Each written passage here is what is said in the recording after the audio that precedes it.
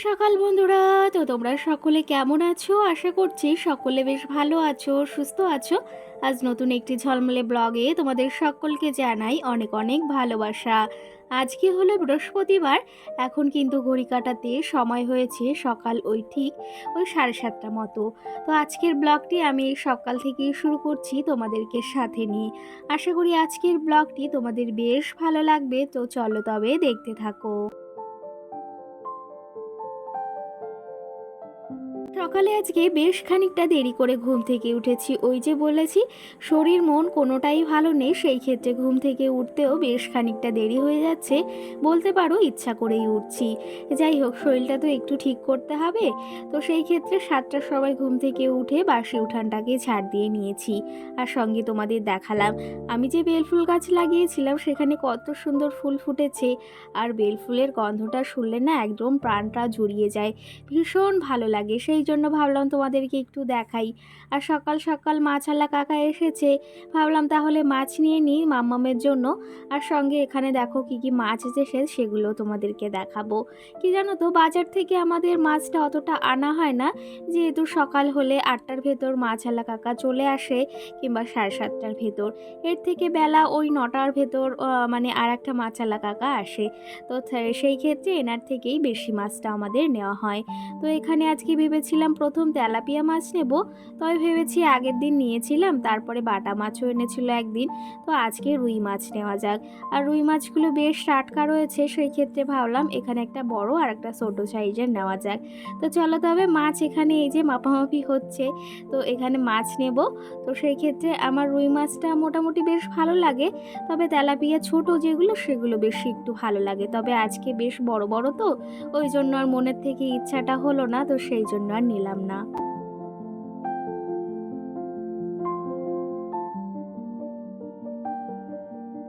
যে জিনিস মন থেকে ইচ্ছা হয় না সেই জিনিস কি রাখতে ইচ্ছা হয় বলো? তো সেই ক্ষেত্রে আমার যেটা ভালো লেগেছে সেটাই নিয়েছি। আর রোজ রোজ এক ধরনের মাছ খেতে আমাদের কেউরই ভালো লাগে না। তো সেই ক্ষেত্রে আজকে রুই মাছটা নিয়েছি। আর এই কাকাগুলো এই যে বাড়িতে বাড়িতে এসে মাছ বিক্রি করে, বা যে কোনো জিনিস যারা নিয়ে আসে বাড়িতে বা পাড়াতে, বেশ ভালো হয় জানো তো। আমাদের ওই যে সব সময় তো সব বাজারে যাওয়া সম্ভব হয় না, তো সেই ক্ষেত্রে আমাদের বেশ একটু উপকারে আসে। আর সব সময় ছেলেদের বলাও যায় না যে এটা লাগবে ওটা লাগবে। ওদের একটু মানে ক্ষিপ্ত মেজাজ, তো একটুতেই ভীষণ ওরা গরম হয়ে যায়। আমরা যতটা সহ্য করতে পারি ওরা কি ততটা সহ্য করতে পারে আদবও? তোমরা কারা কারা আমার সঙ্গে একমত অবশ্যই জানিও কিন্তু। তো সেই ক্ষেত্রে একটু বেশ ভালো হয়। আর সকালে যদি ডাকি তাহলে তো আরোই ভীষণ ক্ষিপ্ত হয়ে পড়ে। তো যাই হোক, মাছটা আমি রেখে নিয়েছি। আর এদিকে কিছু কালকের জামা কাপড় ছিল, সেগুলো একটু বেলা করে ধুয়েছিলাম, যেহেতু শরীরটাও সাথ দিচ্ছে না। আর সত্যি কথা বলতে, যতই কষ্ট হোক না কেন সংসারের কাজগুলো কিন্তু ঠিক করেই ফেলবো। একটু হয়তো দেরি হতে পারে, কিন্তু সেগুলো ঠিক করেই ফেলবো একটা সময় না একটা সময়। তো সেগুলোকে এখন মেলে দিচ্ছি।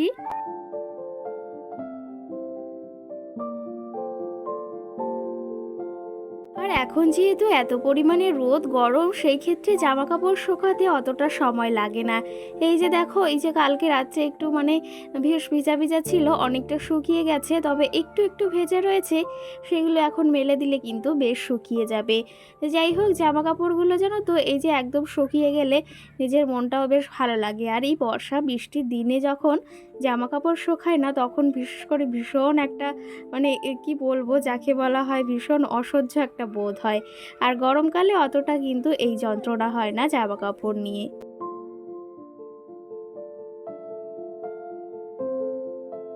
সকালে যেহেতু আজকে বেশ খানিকটা দেরি করেই ঘুম থেকে উঠেছি, তার পাশাপাশি অনেক কাজ এখনও বাকি রয়েছে। শুধু বাসি উঠানটাকে ঝাড় দিয়েছি আর জামা কাপড়গুলোকে মেলে দিয়েছি। আর সঙ্গে সকাল সকাল মাছ রেখে নিয়েছি। মাছ ওই যে বাজার থেকে আনলে তো মাঝে মধ্যে কেটেই নিয়ে আসে, আর বাড়িতে রাখলে সেগুলো তো কাটতে হয়।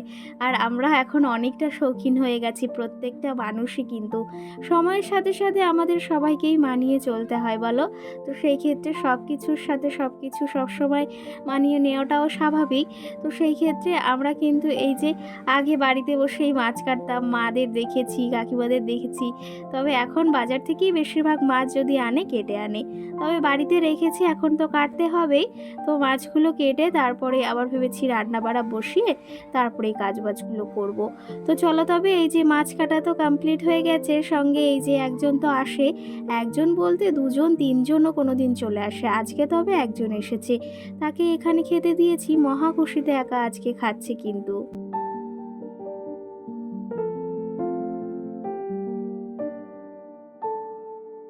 দিনের ভিডিওতে তোমাদের কোনো কমেন্টেরই আমি রিপ্লাই দিতে পারিনি, তার কারণ আমার মোবাইলে রিচার্জ শেষ হয়ে গেছিলো, আর সেই ক্ষেত্রে কোনো কিছুই আমি করতে পারছিলাম না মোবাইলে। তো সেই ক্ষেত্রে তোমাদের কোনো কমেন্টেরই রিপ্লাই দিতে পারিনি। তবে আজকে অঙ্কিতা নামে বোনু আমাকে এই দিনের ভিডিওতে কমেন্ট করেছে, খুব সুন্দর লাগলো ভিডিওটি, প্রথম কমেন্ট করলাম দিদিভাই, অসংখ্য ধন্যবাদ। তুমি কেমন আছো অবশ্যই জানিও। তোমাদের তো অনেক দিন কমেন্টের রিপ্লাই দেওয়া হয় না, সঙ্গে ভিডিও শেয়ার করা হয় না দুটো দিন মাঝে।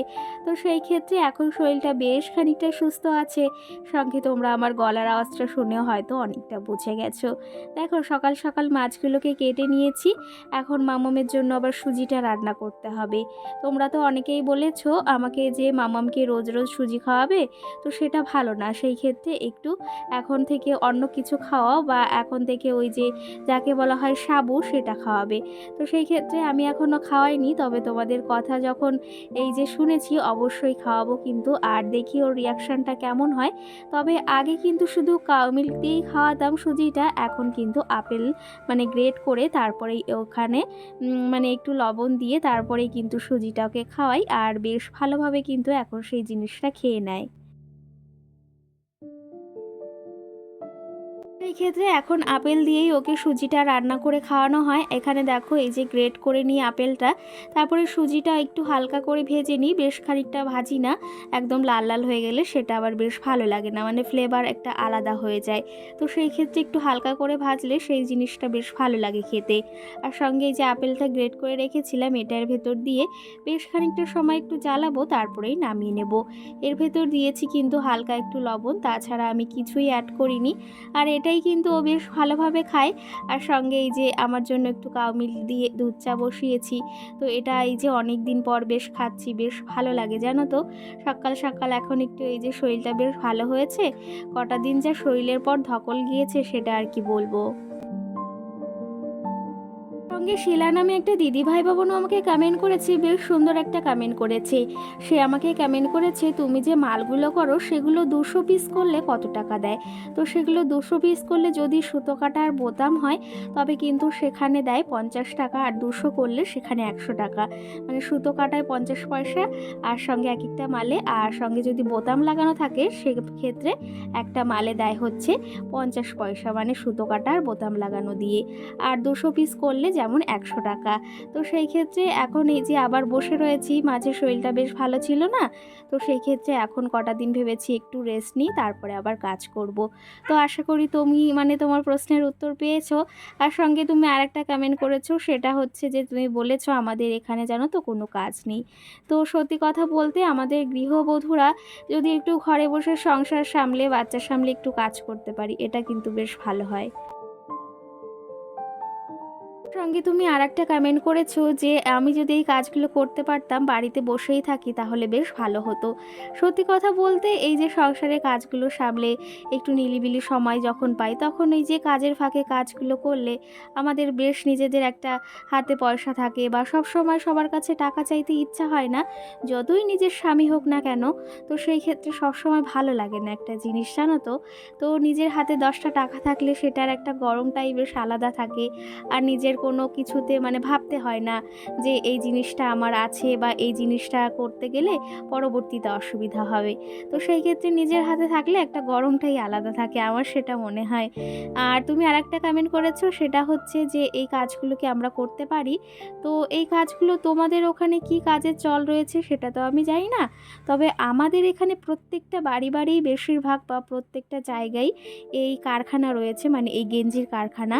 তো সেই ক্ষেত্রে আমাদের এখানে ভীষণ পরিমাণে এই কাজগুলো হয়। বলতে পারো প্রতিটা বাড়ি এক একটা গৃহবধূ এক এক ধরনের কাজ করে, যেমন বিড়ি বাঁধা বলো, তারপরে সুতো কাটা, সঙ্গে ব্লাউজের হেম করা, অনেক কাজ রয়েছে। ইচ্ছা করলে কিন্তু আমরা গৃহবধূরা বাড়িতে বসেই মাসে এই যে হাজার হাজার টাকায় কিন্তু বাইরে না গিয়ে ইনকাম করতে পারি। সেটা আমাদের মনের ইচ্ছা। আমরা যদি ইচ্ছা করি তবেই কিন্তু সেটা সম্ভব, তাছাড়া কিন্তু সম্ভব নয়।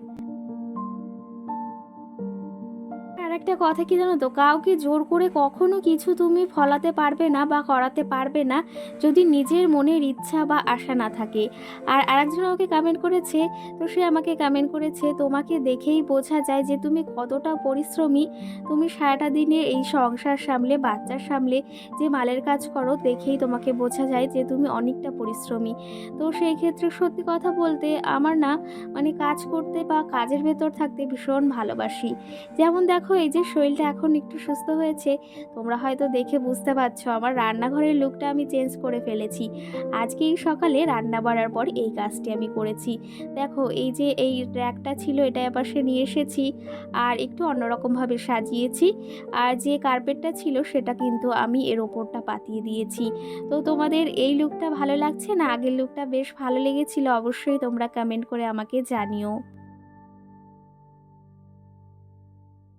একটা কথা কি জানো তো, সব সময় এক জায়গায় সব জিনিসগুলো বেশ ভালো লাগে না। একটু এলোমেলো করে দেখলে বা একটু এলোমেলো করে সাজালে সেই জিনিসটাও দেখতে কিন্তু বেশ ভালো লাগে। তো এই মাঝে মধ্যে একটু জিনিসগুলো এখান থেকে ওখানে সরিয়ে দেখবে, তো দেখতেও কিন্তু বেশ ভালো লাগে। তো আমার মনে হচ্ছে মানে এখনের যে লুকটা হয়েছে এটা বেশ ভালো লাগছে। সঙ্গে সঞ্চিতা নামে আমাকে একটা বোনও কমেন্ট করেছে যে দিদিভাই তুমি চুড়িটা এখন ঠিক করে পরেছো, বেশ ভালো লাগলো। আর সঙ্গে আরেকটা কমেন্ট করেছে, সেটা হচ্ছে তুমি তোমার প্রোডাক্টগুলোর লিঙ্ক দাও। তো প্রোডাক্ট বলতে আমি যে মানে লেসটা নিয়েছি সেটার লিঙ্কই তুমি চাইছো, তো সেটাও জানিও। তো অবশ্যই আমি জানো তো শেয়ার করার চেষ্টা করি, কিন্তু আমি এখনও মানে ইউটিউবে যে ইসের যে মানে যাকে বলা হয় যে মিশোর যে লিঙ্কটা আমি এখনও মানে ট্রাই করিনি। তো তো ভাবি তোমাদের সঙ্গে এই জিনিসগুলো নিয়ে শেয়ার করব। তোমরাও অনেকে পছন্দ করো আমি যে জিনিসগুলো নিই, তো সেটা বেশ ভালো লাগে। তো সেই ক্ষেত্রে ভেবেছি এখন থেকে শেয়ার করব, দেখি পারি কি না। চেষ্টা করলে সবই সম্ভব। যাই হোক, রান্নাবাড়া এইদিকে রাতের আমার কমপ্লিট হয়ে গেছে। আজকে এই যে চিকেন ছিল আর সঙ্গে কিন্তু একটু ভাজি করেছি। আর এদিকে দেখো রান্নাঘরটাকেও মানে রান্নার পর গুছিয়ে নিয়েছি। কেমন লাগছে জানিও। চলো তবে আজকের ব্লগটিও এই অবধি। সকলে ভালো থেকো, সুস্থ থেকো। আবার দেখা হবে সুন্দর একটি ভিডিও। সকলকে গুড নাইট।